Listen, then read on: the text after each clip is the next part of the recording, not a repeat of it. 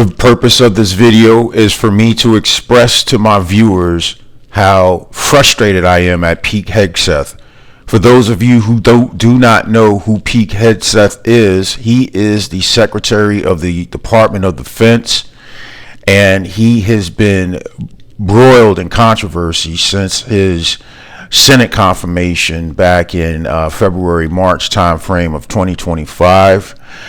The mainstream media, the syndicate of the Democratic Party, has done everything to bring out rumors of his alcoholism. He drinks too much. He is unqualified to be the SecDef, and the only qualification that you need to have to be a SecDef, I believe, is be a civilian and have some type of military background. But today's topic is, I think Pete Hegseth is screwing up, and he's screwing up royally. Now, what I'm talking about is the Signal chat.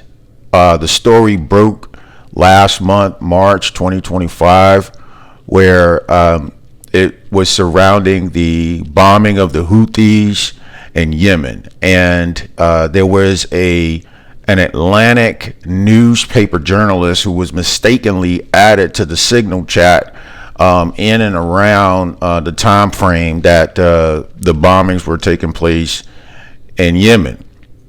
So that was a separate Signal chat on government furnished equipment, whether it be laptop, an iPhone, or an iPad, but it was government furnished equipment. The new details broke on Sunday night that, aside from the government furnished equipment and that the Signal chat was loaded on, Signal chat was also loaded on Pete Hegseth's personal phone. And the story came out with the details talking about, hey, he had his wife, he had his brother, and he had his personal lawyers, along with 10 or 11 other folks on the chat, talking about what I would consider confidential information on a need-to-know basis. And the question comes out, is this need to know for his wife, his brother, his personal lawyer, and the 10 or 11 other folks who were on the chat? This is just another example of giving President Trump a black eye when you don't need to. OPSEC is number one when you're dealing with anything with intellectual property or any war plans in the Secretary of Defense and or the Defense Department. Your bank account number, your social security number, all of that stuff is operational security. Had this been a lieutenant or a captain in the Marine Corps, he or she would have been relieved, fired, and possibly sent to the brig. No questions asked. But when it comes to Pete Hegseth, it seems like there's this rigmarole of pointing fingers at who's at fault, and one thing leads to another without anyone really being held accountable. So, I just wanted to express my frustration before we got into the video.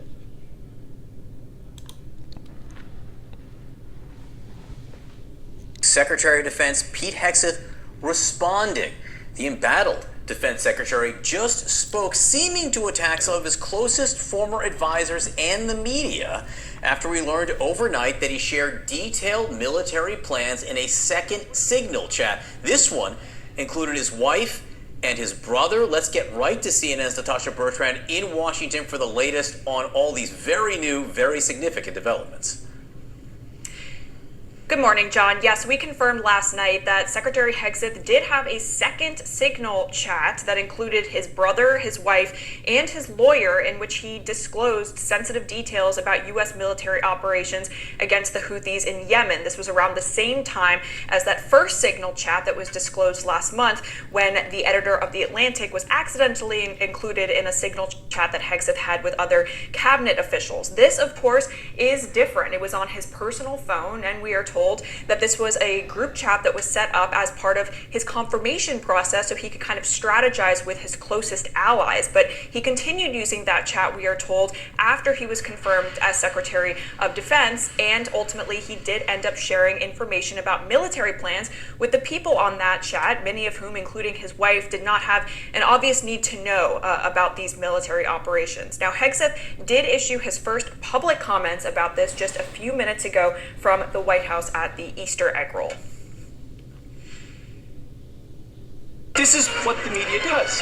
They take anonymous sources from disgruntled former employees, and then they try to slash and burn people and ruin their reputations. Not going to work with me, because we're changing the Defense Department, putting the Pentagon back in the hands of warfighters, and anonymous smears from disgruntled former employees on old news doesn't matter.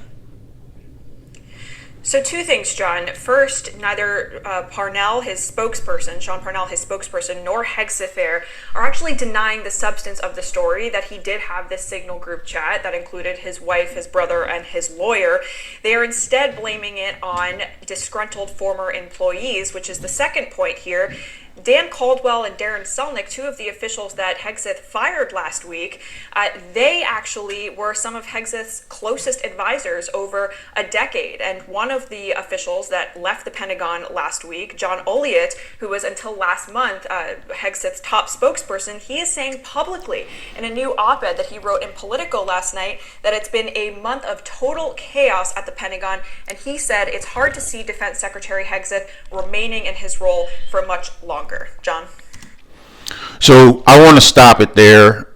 I'm going to continue to play the video, but one of the other things that I wanted to point out is that the news headlines across multiple news networks, across multiple newspapers, harp on the same line: total chaos. Chaos, chaos, chaos is the word that mainstream media is harping on when it comes to the Trump administration. And anything that we can do, including Pete Hegseth, myself, or anyone else that I deal with that supports the Trump administration, the one thing that we need to do is to continue to support President Trump's agenda in deporting illegal aliens from our country, working on the economy, reciprocal tariffs, making China be the bad guy around the world, because they're the biggest pollutant. They're the biggest labor violators in the world. And so we need to keep the pressure on making sure that we practice operational security with classified information and try our darndest to keep President Trump and his administration in a good light in the eyes of not only Trump supporters, but the people that we are trying to expand the party to, that are either independents or moderate Democrats and leaders around the world. Let's do our part.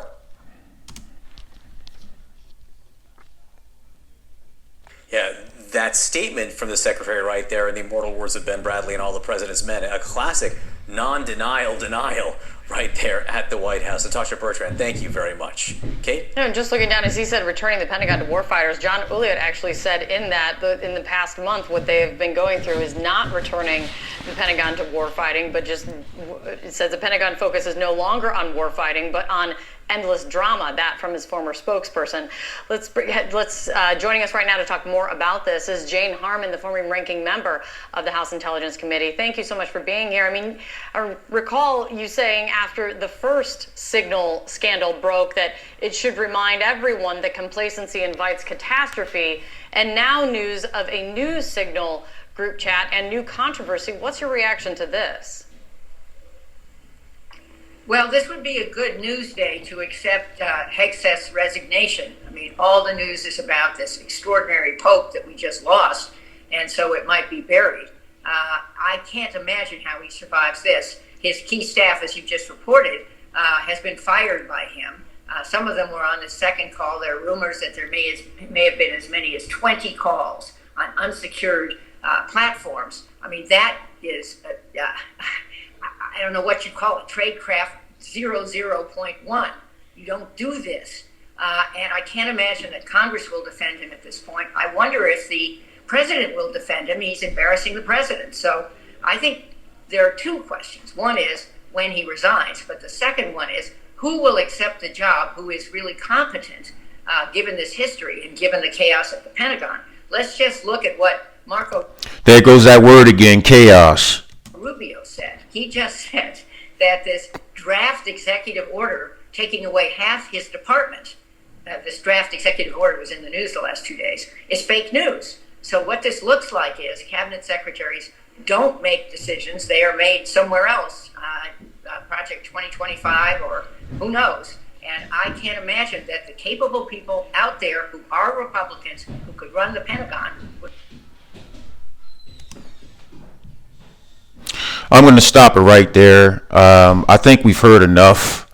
I'm going to wrap this up, right? So the mainstream media, who by percentage in what they cover, and it's pretty clear that the mainstream media supports the Democratic Party more than they support the Republican Party. That's number one. They're wringing their hands, waiting for somebody from the Trump administration to screw up so they can run the chaos narrative for 2, 3 weeks, 4 weeks in a row, taking away from all the positivity that the Trump administration is doing and how it's conducting business on the border, with the economy, with tariffs, with ensuring that our universities and colleges are safe from anti-Semitism, just taking care of veterans, making sure that the service members who did not want to take the vax, who got expelled from the military, they get